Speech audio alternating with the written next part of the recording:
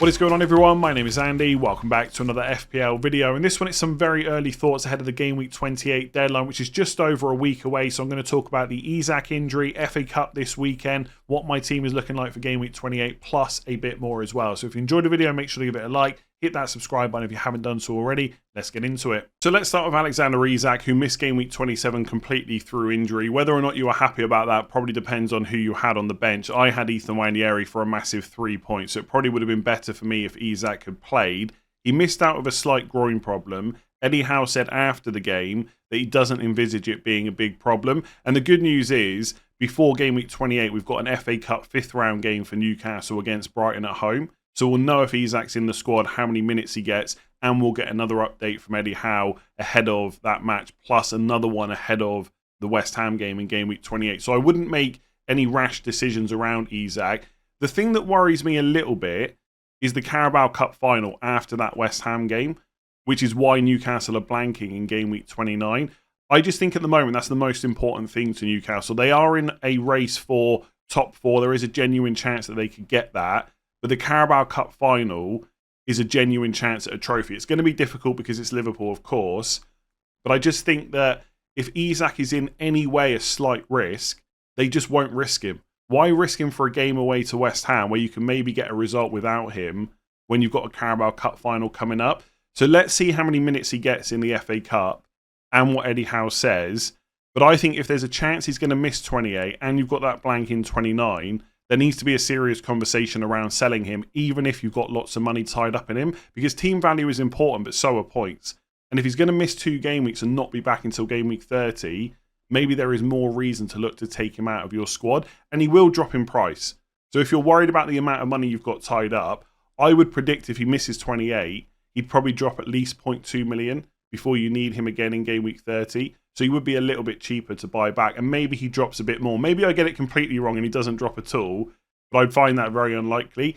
The key thing with him is, if he's available, you definitely want him 30 onwards. Brentford at home in 30, Leicester away in 31, more importantly, and then even more important than that, the double in 32. So we're going to have to give this some serious thought, but if he misses 28 and you've got hardly any money wrapped up in him like I do, then he's definitely sellable. Doesn't mean you have to do it, especially if you've got a good bench, but I would definitely consider it. But we've got FA Cup to come first, at least two press conferences from Eddie Howe to give us some kind of information. So no rash decisions on Isak. Hold him for now. So I just briefly mentioned it there, but as a quick reminder, we do have FA Cup 5th round matches this weekend. Whoever gets through from this round will then be in the quarterfinals, and whoever gets from the quarterfinals to the semi-finals will blank in Game Week 34. So will their opponents. And those matches that are postponed will likely go into double Game Week 33. Not a guarantee, but that's the most likely outcome. Now, I wouldn't make any early transfers. One is pretty simple. There might be injuries in the FA Cup which change your transfer decisions. And also, although the teams getting through from the 5th round to the quarterfinals doesn't tell us exactly who's going to blank in 34, we might have a better idea based on what the draw is. So let's say, for example, that Man City get through the 5th round, which is quite likely because they're home to Plymouth Argyle, and then they get a really easy draw in the quarterfinals. We know it's very likely they'll be through to the semis, they will blank, and therefore they'll double in 33, which means it's very likely if he's fit and available, you're going to want Erling Haaland, which means you need to free up some money somehow, some way. I don't think the 5th round results are necessarily going to revolutionise people's chip strategy, but there's no real good reason to move early on transfers, so you might as well wait. And also, you can be in a position where Man United are playing Fulham at home in the 5th round, Bournemouth are playing Wolves at home.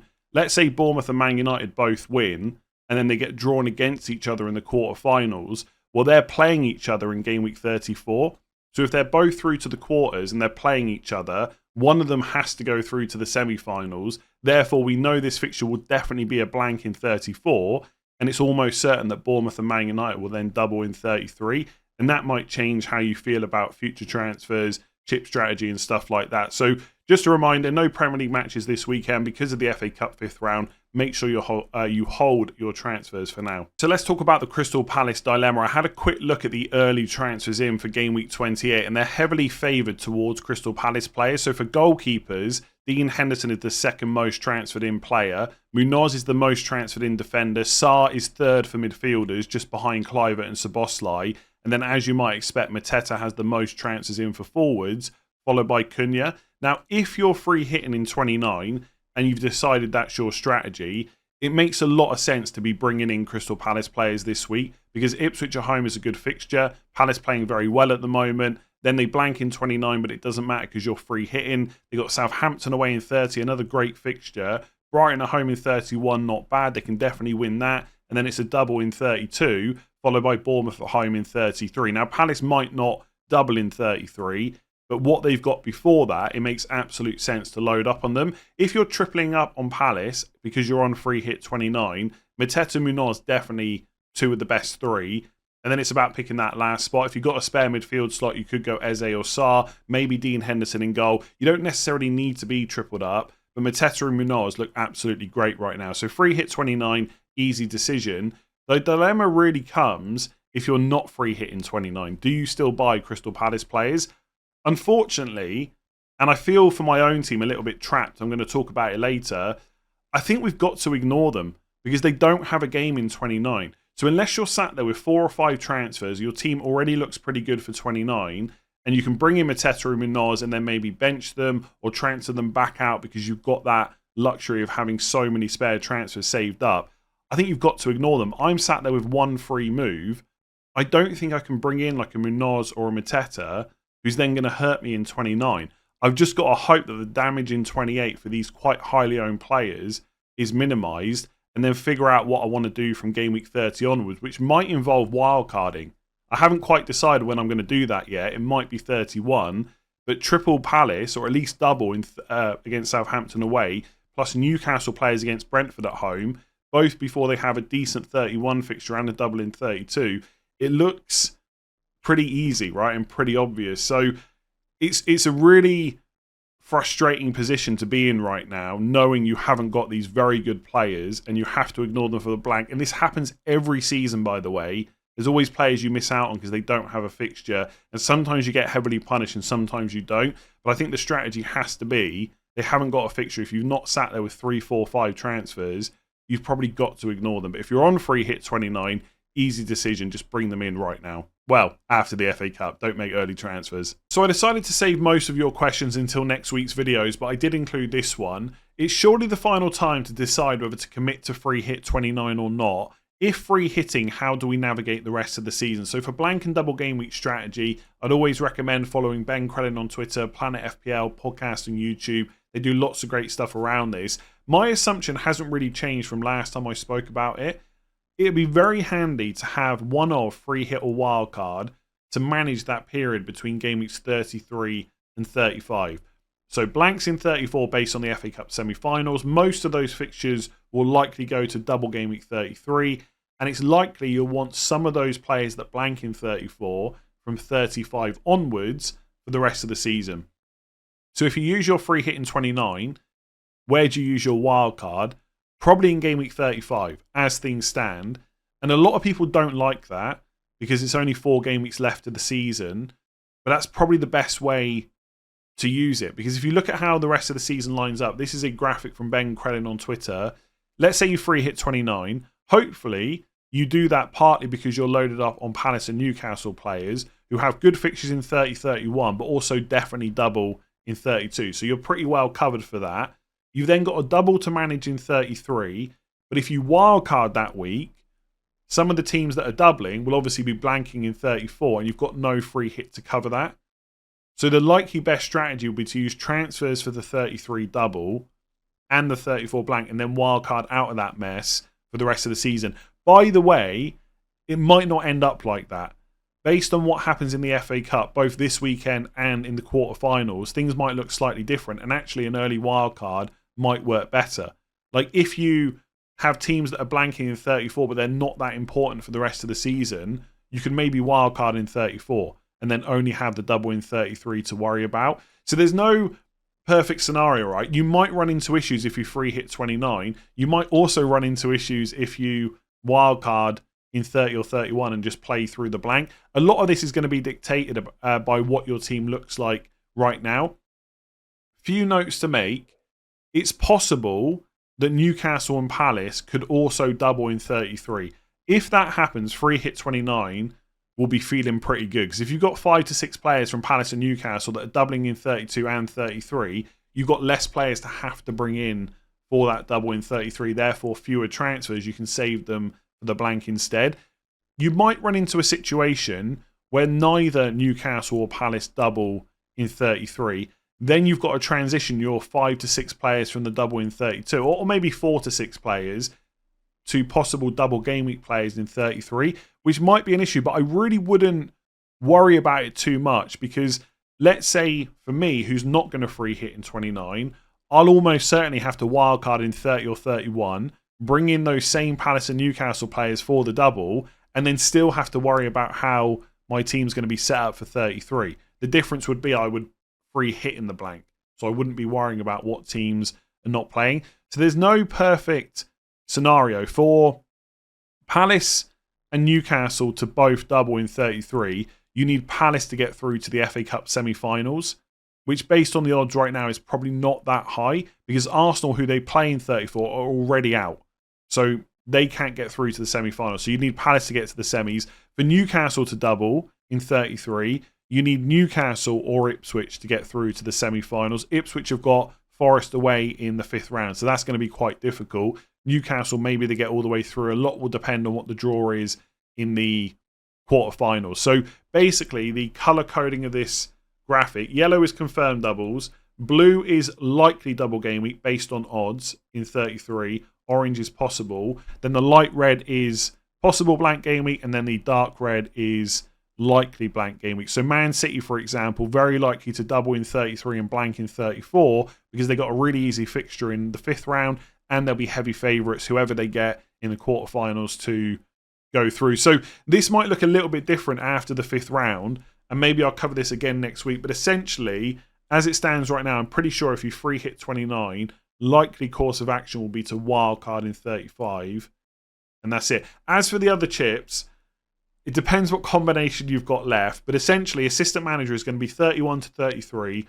or it's going to be 36 to 38, bench boost in the other one, and triple captain in potentially game week 32. So if you don't assistant manager 31 to 33 and you've got triple captain left, you're probably using that on Isak if he's available in the double that's confirmed in 32.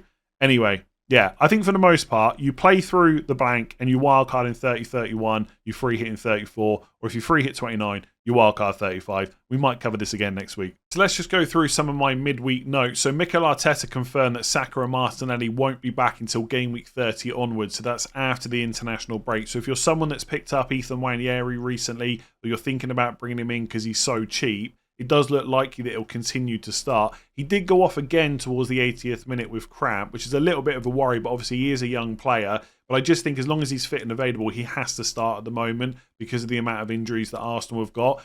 Palmer blank, got to talk about that. Extremely frustrating. For anyone that watched the game, I don't know how he didn't score. He's just in that period at the moment when nothing is going right for him. I stand by the fact that it was a pretty good decision to captain him. I'm not going to argue about whether Salah was better because ultimately you can't say he was a bad decision either. But Palmer put up 1.3 XG against Southampton. Like how he didn't score, I don't know. There's just so many of the chances in that game where if it was earlier on in the season, you just back him to put them away. It just didn't happen. And you look at Salah's numbers, and again, this is not to say anything bad about Salah. He is an amazing option. There's a reason that he's got so many points. He hasn't put up over 1 XG since game week 19, and yet he's continually smashed it with goals. And you can say it's confidence, he's clinical, etc. But we've seen it plenty of times from Palmer before. He can be not the same player, but a very good player. And it's annoying, but he's got Leicester at home this week, so you've got to keep him, right? We've come this far. We've got to see it out. João Pedro started again. Welbeck was in the squad, but only on the bench. Absolute idiot I am. Sold João Pedro for Cunha, and of course, Cunha blanked.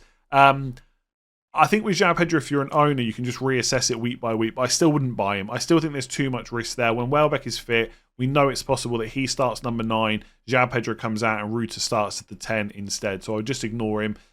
With Chelsea, pretty much any of the players that I would have considered alongside Palmer, so like Nkunku, Neto, Cucurella, Carwell, maybe Enzo to a certain extent, although I'm not sure I would have bought him in this week. I think the boat's been missed. They all did really well apart from Enzo against Southampton. If you've got them in your squad, great for Leicester at home. But if you're buying them now, you're only getting that Leicester game because in 29 it's Arsenal away, which is not ideal. So I think you've just got to ignore them. And if you went for the punt, fair play, you're in a great position now going into game week 28. Bruno now has 15 returns this season. He's 6th for points for midfielders. I'm not putting down there as a reason to buy him because it's Arsenal in game week 28. But if you've got him, I've been asked multiple times over the last few game weeks about selling him for a hit. I think you just keep hold of him unless you need the money. Haaland was back fit, started against Spurs, scored. Definitely one to think about possibly bringing in 29. If Isak is out, that might push people more into picking up Haaland. But he's got Brighton at home in 29, good captaincy opportunity. Leicester at home in 30, probable double in 33. You need to start thinking about Haaland and how you might get him in. It's possible to have Haaland and Salah and to drop Palmer, but to also have a good bench boost for 33, depending on who doubles, could be difficult. So there is a conversation around maybe selling Salah at some point. Doesn't have to be right now, but Haaland is definitely someone to start giving some thought about how you might get him in and when. And then Liverpool have obviously got Southampton at home this week in 28, smack bang in the middle of the two PSG games. I think you've got to ignore it. They've got no game in 29. Even if you're free hitting in 29, I don't think Liverpool are going to be that important after the blank because they won't double in 33. Now, I get people won't want to drop Salah, absolutely fine, but it's going to be very difficult to have Trent and spread money around for bench boost. And even if you're not bench boosting and you're using assistant manager, if you want to go for Eddie Howe, for example, then that's 1.5 million to find. So I don't think many teams are going to have Trent 30 onwards, at least not for a long period of time. Salah maybe. I don't think you can afford to have like a Gakpo or a Diaz or a Van Dijk. I think, unfortunately, Liverpool have got a great fixture, but you just can't go there this week unless you already have that triple up. So let's take an early look at my team for game week 28. I've got one free transfer and just 0.2 million in the bank. I'm currently set up in a 3-5-2 formation with Isak on the bench. Obviously, if Isak is fit and available, I will start him against West Ham and I'll just bench one of Nwaneri or Utara instead. But I thought it'd be a good discussion about what I might do if Isak misses that game, because he also blanks in 29 and I don't have much value tied up in him. And actually right now my plan is to sell him in 29 to go for a 3-4-3 setup. I think people that have got a lot of money tied up in Salah and Isak will bench them both if they're not free hitting in 29 and they'll play a 4-4-2 instead. So I'm probably going to sell Isak, and even if I don't wildcard till 31, I'll just have to go without him against Brentford at home in 30. If he misses 28 though, I'm not sure I'm going to sell him a week earlier because essentially it blocks a route to Haaland without selling Salah. So in 29, if I really want Haaland, selling Salah or Palmer is the easiest way to do it, but I might not want to sell either of them. So instead, in 29, I could sell Trent, Watkins and Isak and get a cheap defender like Aït-Nouri, get someone like Beto or Visser up front, and then Haaland in as well for Isak. So that's something I could do. But to do it in 28 would still require 3 transfers. I definitely don't want to sell any of Palmer against Leicester at home, Salah against Southampton at home, and obviously Trent with the same fixture. And it would also cost a -8. So in my case, even though I'm likely to sell Isak in 29, even if he misses 28, I'd probably keep hold of him. Now, I could sell him to like Marmoush, but he's got Forest away. Chris Wood, but it's Man City at home. This is not bad. He's got Aston Villa at home this week and a game in the blank. But if I use that transfer, I'm then in the position in 29 where I might still want to get Haaland without selling Salah or Palmer, and then it costs me a -8 to do it. So I actually think because I'm expecting Nwaneri to continue to start and hopefully Utara as well, I've got to use my squad in 28 and just bench Isak. Obviously, bench Isak even if he misses 28 and even if I'm probably going to sell him in 29. So that's my current plan. I actually think the rest of the team looks pretty good. Like Cunha up front, Everton at home, Watkins, Brentford away, not bad. Salah and Palmer I've mentioned. Mbeumo, Villa at home is good. Nwaneri and Utara are good value if they start. Trent's fine. Gabriel against Man United away is okay. The key player that's kind of annoying me a bit is Anderson against Brighton away, which is not great. But my only other option is to play Mikalenko against Wolves away. And that's a double up against Cunha, and I don't like that either. I'd love that to be Munoz, but I just can't use the transfer on that. I don't have the money either. So it would be 2 moves, which is a hit for a player that's going to blank in 29. I just can't do it. I've just got to hope that Munoz blanks this week, which I'm not expecting him to do whatsoever. It'll probably be a double-digit haul. But that's what I mentioned earlier. I feel a little bit trapped at the moment because of the blank. And I've put myself in this position, by the way. I didn't, without going into it all again, I didn't need to sell Munoz when I did.